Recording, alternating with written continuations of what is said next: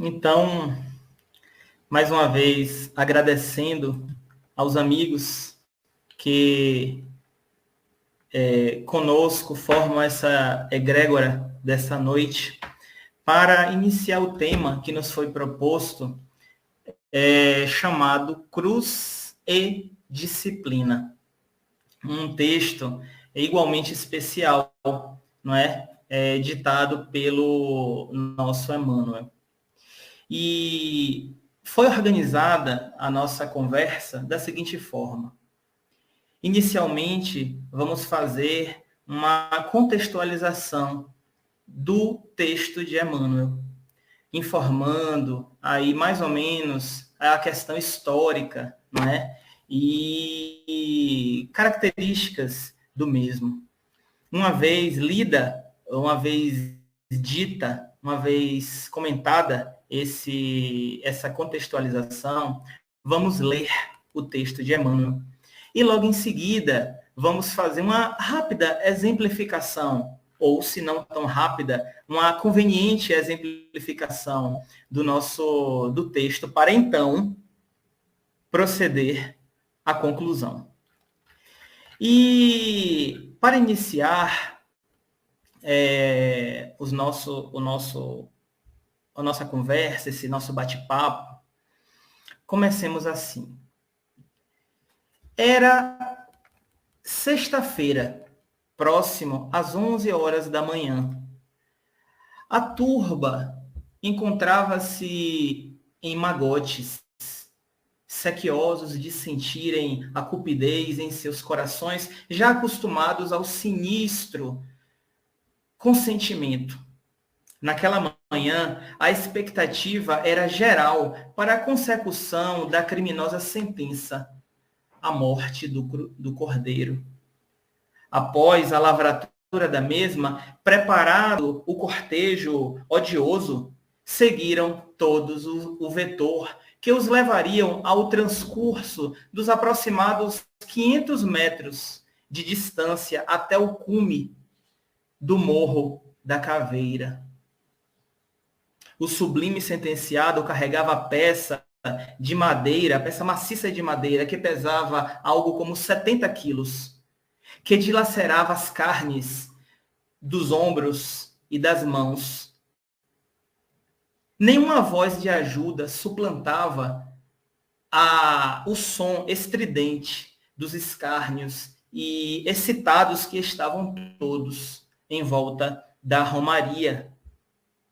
Entretanto, em certo momento, talvez pelo extremo esforço a que fora cometido nos 2 últimos processos a que o mestre foi injustamente partícipe, um foi religioso no Sinédrio, outro foi civil, conquanto teve a presença do prelado de Roma, que ordenou pela sentença de sua execução.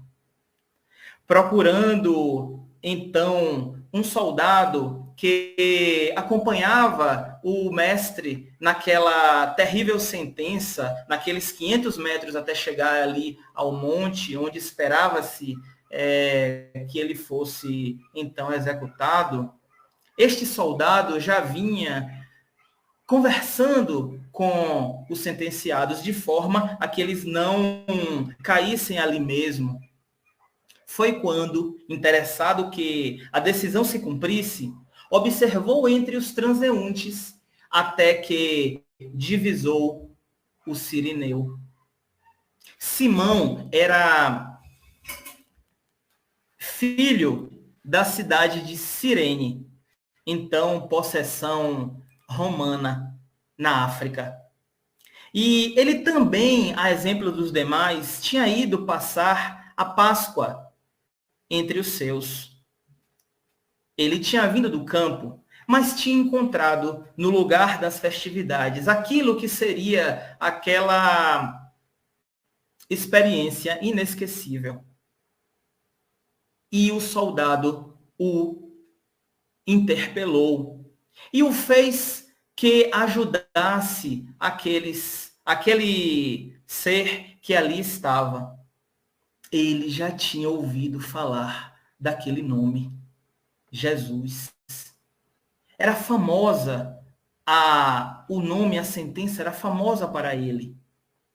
Mas ao divisar com o mestre, ao estar lado a lado na pessoa de Jesus, ao receber seu olhar, percebeu ele a energia que escapava daquele olhar magnético.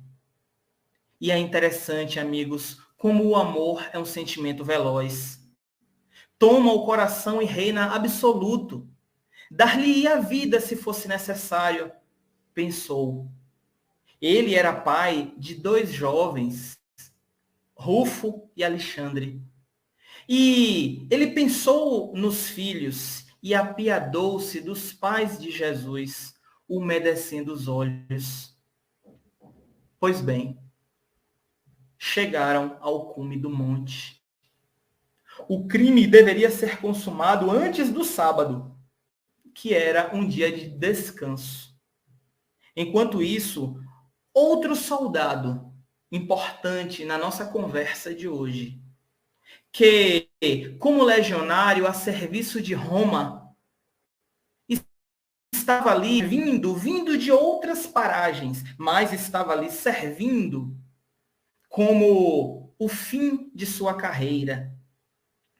E no caminho, ouviu daqueles que representavam a acusação que a profecia a respeito do Messias falava que ele não teria nenhum osso quebrado e que eles pretendiam, evitando que a profecia se cumprisse e que, igualmente, aquelas pessoas que ali estavam indo para a morte não se demorassem a perderem a vida, atrapalhando o sábado, que seria de descanso, eles iriam pretendiam quebrar os ossos das pernas, dos joelhos daqueles que ali pereceriam. Naturalmente que esta situação foi tida pelo soldado com muita estranheza e que ele, objetivando também acelerar ou garantir a morte do condenado, tomou de sua lança, aproximou-se do corpo do cordeiro e, como a história registrou nos evangelhos de Mateus, Marcos e Lucas, registrado mais especificamente no evangelho de João, empunhou sua lança e perfurou as carnes flageladas do Cordeiro de Deus. Seu nome era Longinos. Muito bem. Visto termos iniciado por este fato do Novo Testamento, vamos fazer aquilo que falamos no começo da nossa narrativa. Vamos nos oportunizar agora do objeto desta conversa, que é o texto de Emmanuel. E vamos fazer o seguinte, vamos lê-lo para dar sequência às várias conexões que chegaremos até o final de nossa conversa. Muito bem. O livro em questão é o livro Pão Nosso. O capítulo é o capítulo 103. E diz o texto: cruz e disciplina. Muitos estudiosos do cristianismo combatem as recordações da cruz, alegando que as reminiscências do Calvário constituem indébita cultura de sofrimento. Asseveram negativa a lembrança do Mestre nas horas da crucificação entre malfeitores vulgares.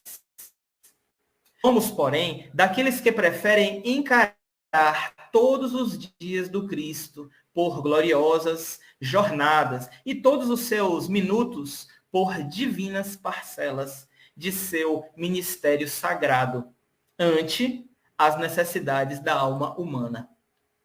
Cada hora da presença dele entre as criaturas reveste-se de beleza particular, e o instante do madeiro afrontoso está repleto de majestade simbólica. Vários discípulos tecem comentários extensos em derredor da cruz do Senhor e costumam examinar com particularidades teóricas os madeiros imaginários que trazem consigo. Entretanto, somente haverá tomado a cruz de redenção que lhe compete aquele que alcançou o poder de negar a si mesmo, de modo a seguir nos passos do Divino Mestre. Muita gente confunde disciplina com iluminação espiritual. Apenas depois de havermos concordado com o jugo suave de Jesus Cristo, podemos alçar os ombros à cruz que nos dotará de asas espirituais para a vida eterna. Contra os argumentos quase sempre ociosos dos que ainda não compreenderam a sublimidade da cruz, vejamos o exemplo do Cirineu, nos momentos culminantes do Salvador. A cruz do Cristo foi a mais bela do mundo. No entanto, o homem que o ajuda não faz por vontade própria e, sim, atendendo à requisição irresistível. E, ainda hoje, a maioria dos homens aceita as obrigações inerentes ao próprio dever, porque a isso é constrangida. Então, como segunda peça da nossa conversa, fizemos aqui a leitura do texto de Emmanuel, para, assim, podermos construir a nossa associação, no que chegaremos daqui a alguns minutinhos. E, como falava, que tratava-se, então, logo em seguida, do que pode ser tomado como uma exemplificação para unir-se aos conteúdos, principalmente no ano que se comemoram os 200 anos de independência do Brasil, trazemos uma reflexão a que nos toca, vamos dizer assim, como nação. E diremos assim: 18 séculos se passaram. O Brasil, após as iniciativas do mundo espiritual, conforme as deliberações de Jesus, inicia os preparativos do transplante da árvore de seu evangelho da Europa para as antigas terras de Santa Cruz, agora Brasil, mediante o conveniente pretexto de fugir a eventuais perseguições ou cismas da recém-instaurada Inquisição, que, infelizmente, em Portugal, de 1536, foi instaurada por Dom João III. Então, ao tempo da nossa reflexão, o Brasil estava nas mãos do imperador empossado, à época, Dom Pedro I. E, seguindo os ditames da libertação do que será a democrática pátria brasileira, que um dia, com certeza, teremos integralmente, podemos encontrar algumas das personagens enunciadas dos fatos aqui expostos no começo da nossa narrativa, agora no livro que elenca, finalmente,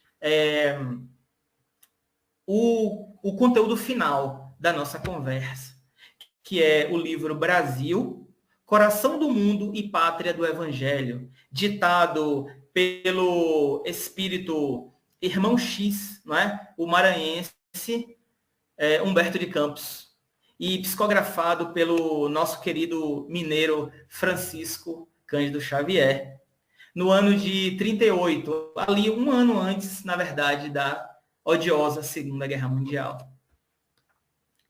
E nele podemos saber o seguinte, que o próprio Jesus, revestido de piedade, após a entrevista concedida ao mentor das terras brasileiras, Ismael, preocupado com o futuro da nação, quis concentrar as atividades do Brasil numa postura que representasse um exemplo e, vamos dizer assim, que concentrasse o exemplo mais digno possível, além das virtudes no homem, para modelo geral de todos os brasileiros.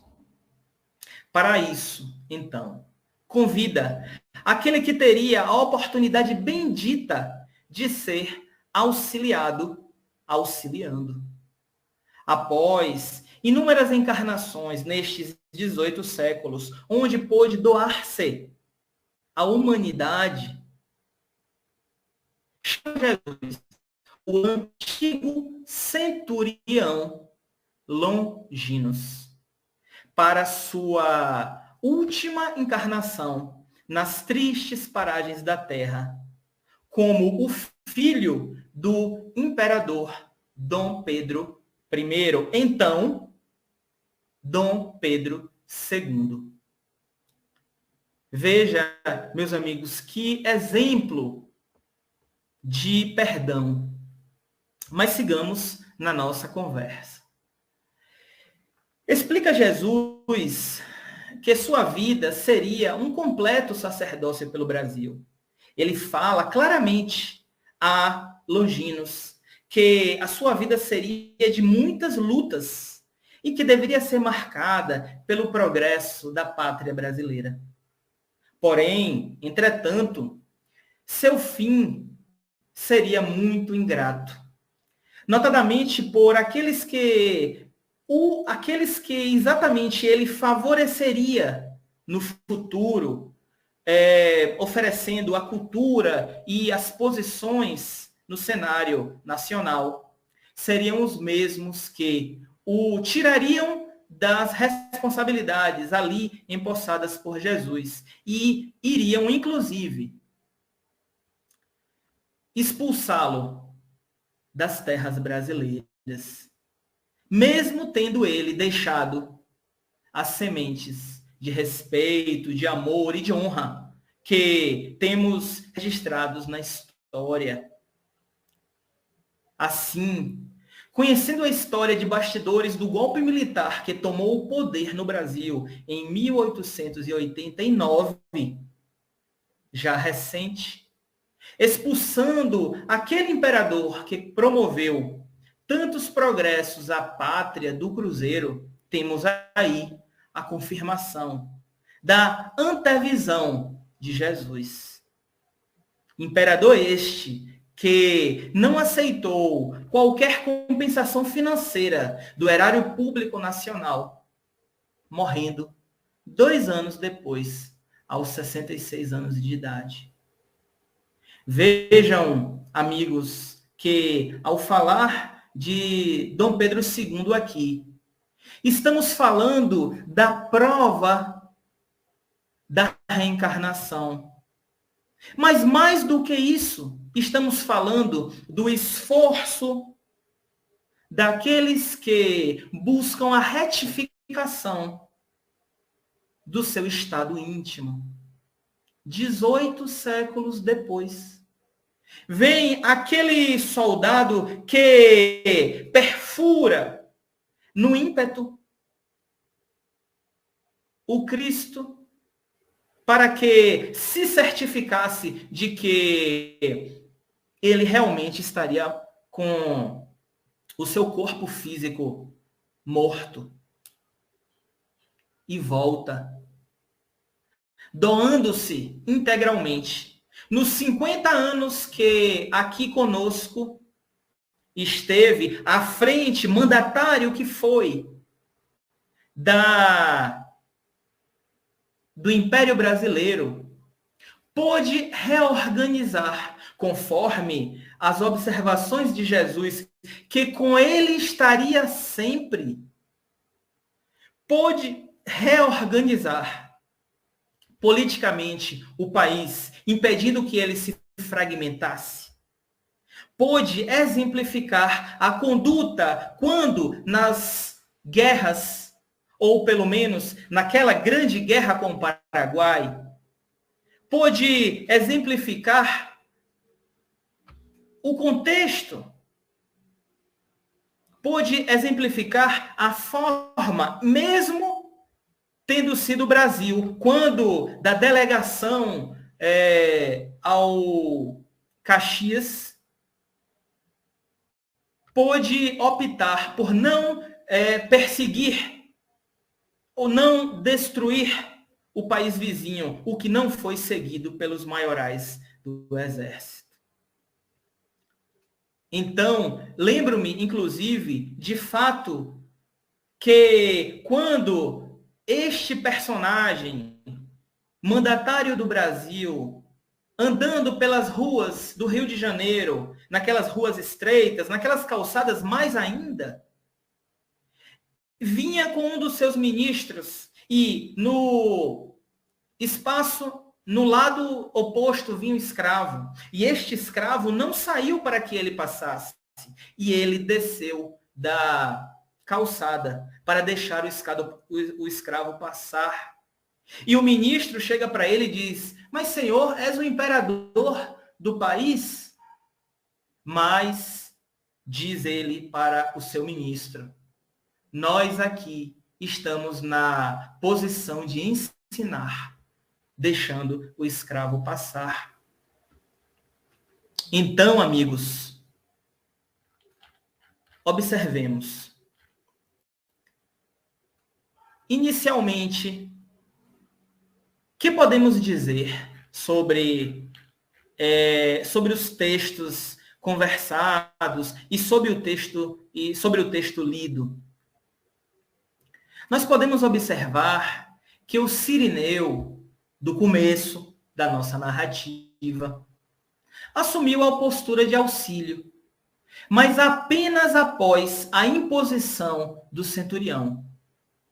Mas fato é que ele ajudou. Fato é que ele se propôs a contribuir, sentindo-se imantado ao mestre após o seu olhar inesquecível, mas ele não se recusou. Isto é o que é importante. Ainda no outro exemplo, Longínquos, que se equivocou no passado, assumindo a postura de defensor, assumindo a postura de ofensor, defensor das águias reinantes, modificou-se. Ele se entregou àquilo que nós tanto ambicionamos e falamos de alto e bom som, que é a reforma íntima, e teve a oportunidade de servir a humanidade. Esforço. Luta. Ele teve a suficiente presença de espírito para, após aquela dolorosa experiência do mestre, mudar-se ainda naquela encarnação, buscando os seus continuadores para então seguir as práticas cristãs. Tanto foi que desertando do exército romano, fugiu, sendo capturado tempos depois, o que gerou a sua morte. Então, cruz e disciplina, como disse Emmanuel, é trabalho interior, resultando na reforma íntima. A cruz, ou seja, os problemas da vida, não podem trazer o mesmo resultado na alma sem a proposta do jugo leve de Jesus. Ou seja, sem os valores de perdão, com busca a sua justiça. Caso contrário, é só problema, sem aprendizado, não é mesmo? Não disse o Senhor: buscai primeiro a minha justiça, que o resto tudo lhe será dado? Mas, no perfil do homem daquele tempo, que muito se assemelha ao perfil do homem de agora, ainda duvidamos. Ainda temos um comportamento de abraçar a nossa cruz, como dizia. Apenas após as dores que nos abatem muitas vezes pela falta de fé. E não é como Emmanuel disse, que muitos de nós, e por favor, eu estou aqui entre os primeiros da fila, que muitas vezes, como disse, duvidamos da proposta do recebimento das recompensas espirituais, se tivermos a devida força moral para transformarmos-nos, encarando os problemas de uma forma mais objetiva, encarando os problemas com mais coragem, encarando os problemas com a disciplina que nos pede, que nos fala Emmanuel no texto. Repetir, suportar sempre as dificuldades, sem os valores espirituais aqui fala no texto, é perda de tempo. Porque suportar uma dor apenas por suportar, sem tirar disso o proveito que a dor pode nos causar, é perda de tempo. É isso que ele quer nos dizer. Quando fala que cruz e disciplina andam juntas, mas que ao seguidor da proposta de Jesus é necessário a atenção para que não perca um tempo precioso. Vejam bem, 18 séculos foram necessários para que Longinos estivesse apto para receber a grande proposta da sua última encarnação na Terra. Será que nós deveremos esperar tanto? Ou devemos aproveitar esta que é a nossa encarnação mais importante para transformarmos-nos? Essa é a proposta da sua mensagem. Com os exemplos que foram aqui rapidamente enunciados e que nós podemos escolher esperar 18 séculos ou mais ou abraçar a cruz de Jesus com aproveitabilidade, que é a sua justiça. Que o Cristo possa nos abençoar